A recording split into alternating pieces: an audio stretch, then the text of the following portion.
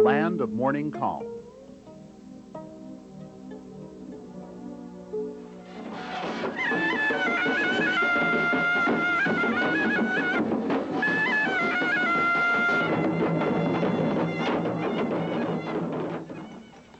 History and culture have survived there for over 5,000 years.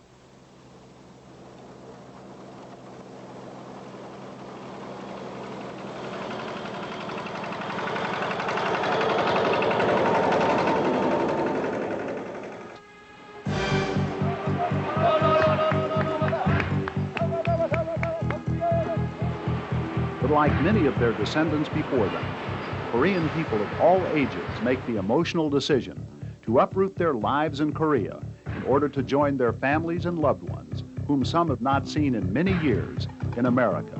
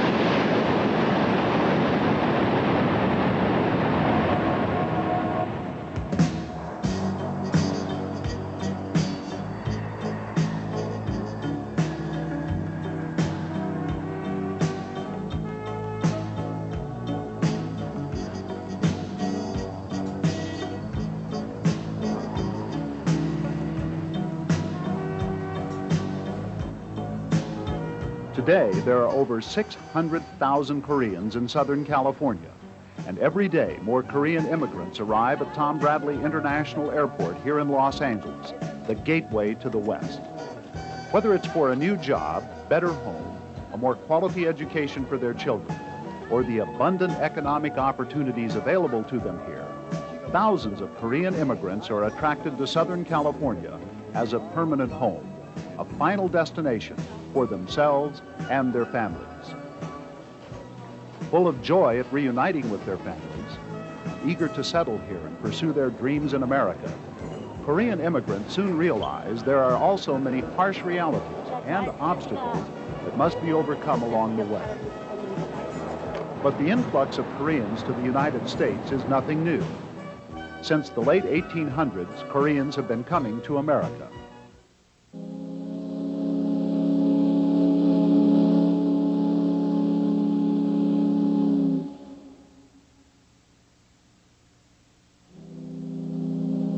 The first wave of settlers arrived in 1883. This pre-immigration period lasted until 1900. During that time, diplomats, political exiles, and some students made the exodus to the United States. In 1902, a second wave of official immigration began. This period brought nearly 7,000 contract laborers to the Hawaiian Islands to toil in the sugarcane fields and the pineapple plantations.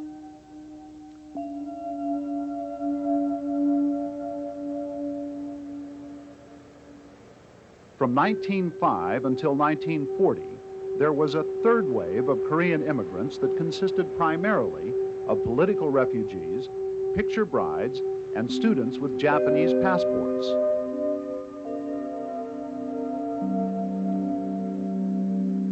The fourth, the most recent and biggest wave, is the post-war period, particularly after 1965, when U.S. immigration laws became more favorable to those who chose to settle in America.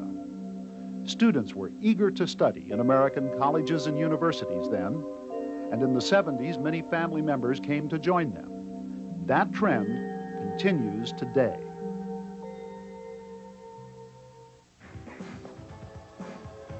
After World War II, there were less than 10,000 Koreans living in the United States. Today, there are more than 1 million who make their homes here. 82% of Koreans in America today were born in Korea. Next to Hispanics, Asians are the second fastest growing immigrant community in the United States. Koreans make up a substantial percentage these immigrants.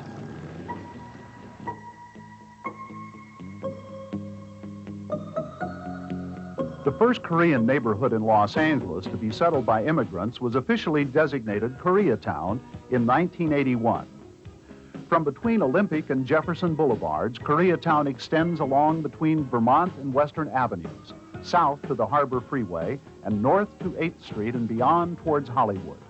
It also extends west to Crenshaw Boulevard and east toward the downtown business and residential areas. Originally, the areas that are now Koreatown were not the most sought-after parts of the city. But today, thanks mainly to the development contributions of organizations like the Korean Construction Association, property costs are up to $100 per square foot. The Korean community is also spread to other parts of Southern California. Orange County has a large concentration of Koreans, and so do the cities of Cerritos, Gardena, Hacienda Heights, and the San Fernando Valley. Ironically, most of the people who live in Koreatown are not Korean. Almost 80% of Koreatown's residents are Hispanic, but the commercial strips surrounding the residential areas are economically the most vital aspect of Koreatown. They've allowed Koreans to establish businesses for themselves. Also, the area from Catalina to Normandy Avenue is designated a large commercial zone. Well, I guess it would be nice.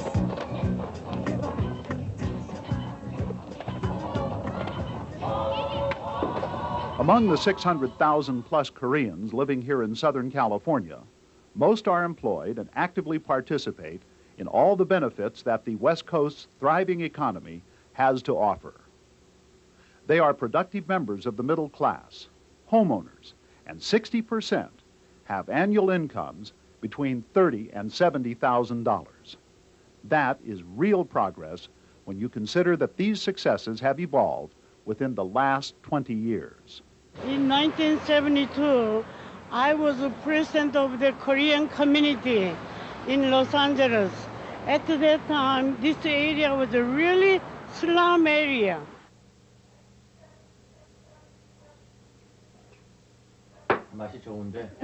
Koreans typically consider family to be the nucleus of their community structure. But like in many families, conflicts can arise. I don't want Korean food. You don't? Yucky. Pass me the money. Sure. A typical Korean household is bilingual and bicultural. This can be a problem.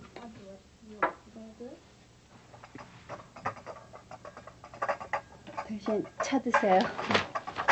Thank you. 냄새가 좋은데 무슨 차야? 당신 몸에 좋으라고요? 율무차 끓였어요. When Korean-born parents speak Korean at home, but their American-born children become westernized, speaking English easily, pressure builds, especially when parents strive to maintain the patriarchal traditions of the homeland. 내가 좀 올라가 볼게.